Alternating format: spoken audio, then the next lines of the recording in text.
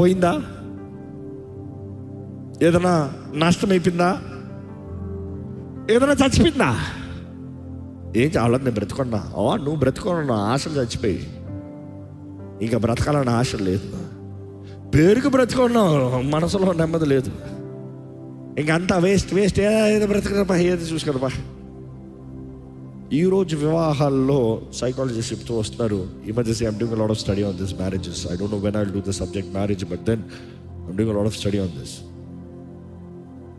దాంట్లో చదువుతూ వచ్చినప్పుడు అనేక శాతము ప్రపంచం మొత్తంలో, భారతదేశం మాత్రం కాదు, ప్రపంచం మొత్తం అనేక శాతం, ఇంకా వెస్ట్లో అయితే అంత లేదు కానీ కనీసం మన సైడు ఎక్కువ, అనేక శాతము వివాహాల్లో పేరుకి వివాహంగా నిలబడుతున్నారు కమ్యూనిటీ కొరకు.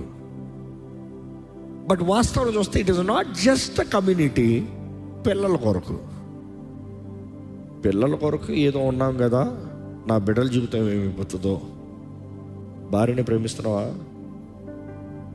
భర్తను ప్రేమిస్తున్నావా? భార్య కావాలా? భర్త కావాలా? నా భార్య మారదు, నా భార్య అనదు, నా భార్య తమ్మదు. ఆ పిల్లల జీవితం పాడవకూడదు. నేను కాకపోతే పిల్లలకి ఎవరు ఉంటారు?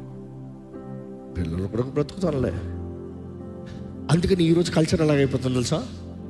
పిల్లల కొరకు బ్రతుకుదాం, నువ్వు ఇంకోటితో పో, నేను ఇంకోటితో పోతా, ఇంకొకతో పోతా. ఎవరి జీవితం వాళ్ళే.